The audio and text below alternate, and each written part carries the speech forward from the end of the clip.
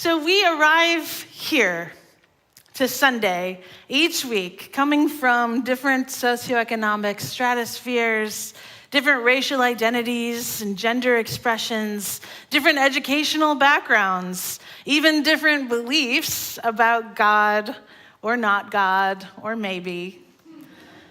This beautiful diversity makes our congregation powerful and turns a typical Sunday into an intellectual gymnastics workout for your preacher. Because we may all be traveling through the same storm, but we are not all in the same boat. If you have been living under an assumption or maybe delusion that the world is generally safe and reliable, then you may be still experiencing real post-election grief. Or maybe it was a wound that scabbed over and was reopened last week. And that is okay if you are grieving. You can do your own grief work with your friends who are also grieving. But some of us in this community have different new worries now. Some of our gay and lesbian parents among us are wondering if the state is going to find a loophole in which to take their children away. Some of our trans folks in our religious community are wondering if they are going to be legally erased from the planet. So, I am rolling out the welcome mat, here to invite you all to the work of creating and innovating access to safety when we cannot rely on the structures of the state to do that for us.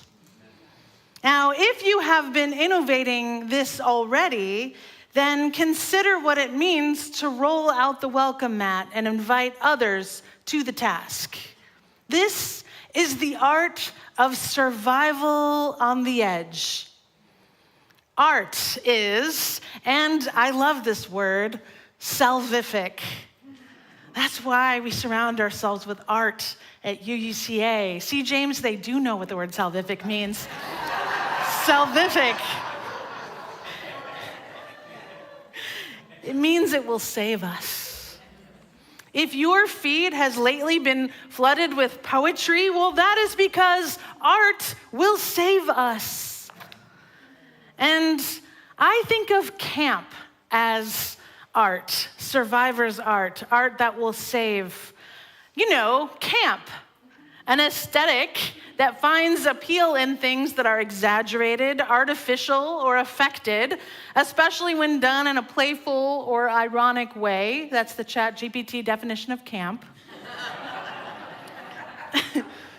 Camp, now it's true that camp has become more glamorous in the wake of RuPaul's Drag Race and things like that, but true camp is the stuff of glue sticks and patchworks and sequins and scraps and found objects. And my friend Reverend Nancy McDonald Ladd recently shared with me her definition of camp, which is that camp is doing more than is necessary with less than you need. Camp is doing more than is necessary with less than you need. And people surviving at the edge have never had enough, not enough sequins, nor scraps, nor safety, nor fabric, never enough money, never enough access, and yet camp persists. Camp is that practice of taking less than you have ever needed and doing more with it than you could ever imagine, because you'll never be given what you really need. And we will need to adopt this philosophy of camp culture to do more than necessary with less than we need. So if you feel like we get kind of campy sometimes here at UUCA, you'll know that that is what is saving us. As we exert ourselves and we innovate and create amidst what will surely be massive deconstruction of support systems and institutions, we will need to shore up our spiritual approach to how we survive this and to the people who oppose us, those who oppose our inalienable rights. We will need, my friends, to develop a theodicy. Theodicy is a systematic understanding of concepts of good and evil that Tracy Chapman was writing about in that song Crossroads we just heard performed so beautifully by Sharon and friends. As we prepare for holidays, which are a time of facing family members with whom we are often or sometimes politically or socially misaligned, we often ask ourselves how to parse through our disgust for their position with their disgust for actual humans. And in times like these, I think it can be helpful to return to the playgrounds of our youth, when friends became enemies and enemies transformed into friends from hour to hour or day to day. And I remember asking my niece about her best friend when she was about 8 years old. "How's your best friend doing?" I asked. "Oh, her," she said flippantly. "She's not my best friend anymore." "Oh, no," I said. "Oh, it's fine," she replied. "We are still very close. She's my best frenemy." I nodded and thought back to my own first best frenemy. We'll call her Claudia. Those who know the Babysitters Club will get that reference. Thank you. She was my next door neighbor, and we were together all of the time. From age 4 until age 12, we spent nearly every single day together. Most of those days, we sparred. Occasionally, we would have a knockdown, drag-out fight that ended in a minor physical altercation. My mom would prevent me then from seeing her. "Just take a break," she'd say. And immediately, what would I do? I would start plotting to find my way back to her. I would sneak back out over to her house, or we'd leave notes for each other, or we'd call each other on the phone relentlessly until our moms just gave up and moved on. And then we would play together, and then soon enough, we would have a huge fight. And so it would continue year after year after year until I moved away. This relationship formed me more than almost any other. Through my friendship with Claudia, I developed my sense of myself apart from my older sisters, who had then ruled my world prior to Claudia's big entrance. I developed values apart from my own family, whose powerful influence sometimes stunted my own sense of self. But most helpful, through Claudia's influence, I discovered how I didn't want to be, how I didn't want to treat my parents nor my friends. I learned how to navigate being second in command to her. I found strength in the role of first mate. And somehow, when we were apart, among other friends, I comfortably could take the role of leader, or just find my place amongst many friends without the need for power at all. I developed a clear sense of who I was and what I stood for, apart from her and with her too.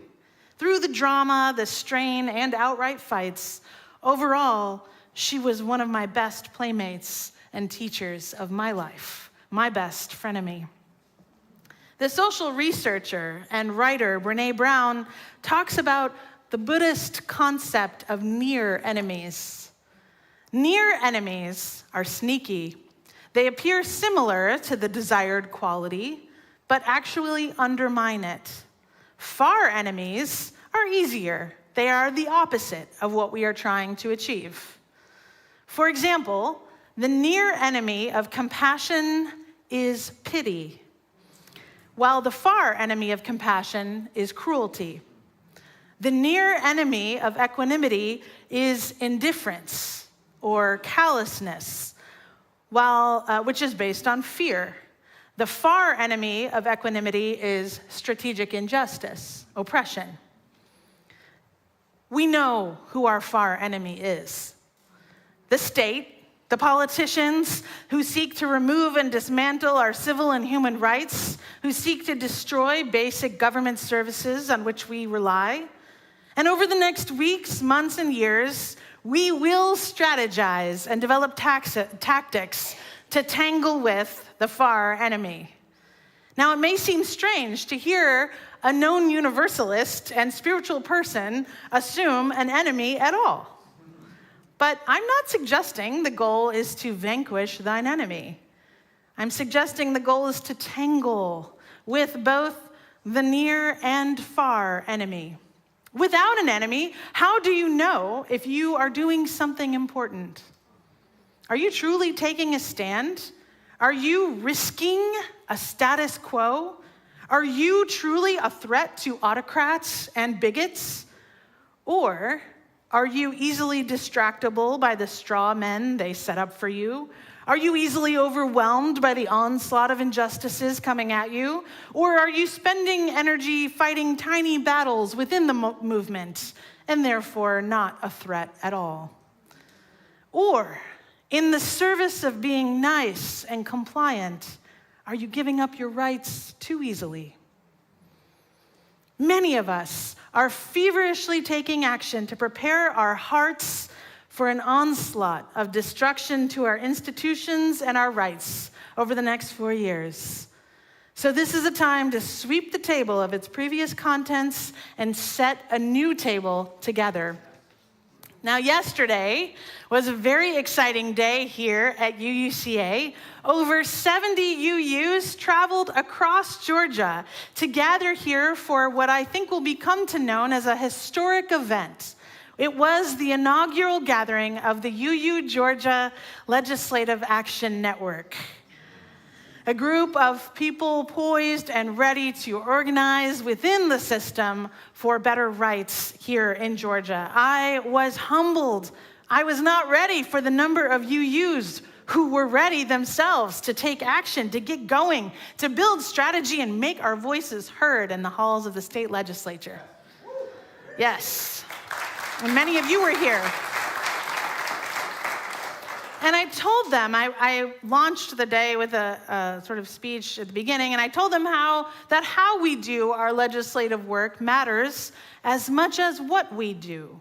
If the near enemy of equanimity is indifference, then we will be radically bold in our compassion and our empathy, and we will get proximate to those who are most affected by the bills that seek to oppress and dehumanize our fellow citizens, if not us.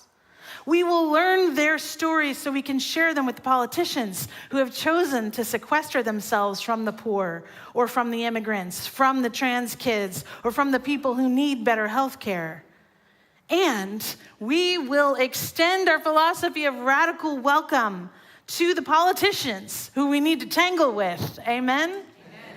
We will learn their kids' names. We will learn their pets' names. We will learn where their kids are going to college and if their spouse has taken ill recently. We will become the most delightful people they talk to all day. Oh, yes. It'll be daily that they talk to us. We must be both in proximity and in relationship with those who are suffering the most. And we must be in proximity and relationship with those who hold the power to end the suffering, so that we can tell the stories of the suffering to those who hold the power and be trusted and believed. And so that we can experience joy in the process, so that we are not just encountering bad vibes everywhere, but we are bringing great vibes everywhere we go. We must harness the power of camp and do more than we can imagine with less than we need. Amen? So I just want to tell the story really quickly of the donuts, which I'm probably too excited about, but there were donuts at this gathering yesterday morning. Marianne Horn moved me to pieces by driving farther than Dunkin' Donuts and getting Sarah Donuts. And I don't know if I'm allowed to talk about brands, but I love Sarah Donuts. It's Asian-owned family business that's a little bit farther from UCA. The donuts are delicious. They're my favorite donuts in the city, and I take donuts seriously. And people who came for the meeting were like not expecting the donuts to be so delicious and to have so many different kinds of donuts. They were not expecting the coffee to be so incredibly good and strong. So the revolution will include us nourishing and feeding each other with the very best that our community has to offer. So we're going to eat the good donuts. Now, if you are in relationship with those who are suffering from inhumane policies, and if you are actively working every day in some kind of way to change those policies, well, then you can approach your Thanksgiving table with your bigoted family members with confidence, so much self-love, and so much compassion for the ways they may be suffering too. As Jason Delaney reminded me this week, when you are confidently on the side of love, you don't have to explain your position, even if that explanation is demanded of you. No, this is not an oral exam, he said. You can't really lose at Thanksgiving. Or win. Not if you treat it as an opportunity for your own clarification, for your own spiritual enrichment. Then it becomes the playground. Well, maybe you might throw a punch or two or take some hits in return, but you will never forget that ultimately what you are doing is cooking for each other and feeding each other, which is always holy work. Always. And people, he said, are not brand ambassadors for political parties. Be a brand ambassador for your faith, for your primary commitments as a faithful person. Wear the t-shirt to your in-laws that says, "Be more gay, Black Lives Matter," and freely and lovingly explain why you're wearing it. It's great. Like, there should be more. Being gay is great. There should be more of it. That's why. Yeah.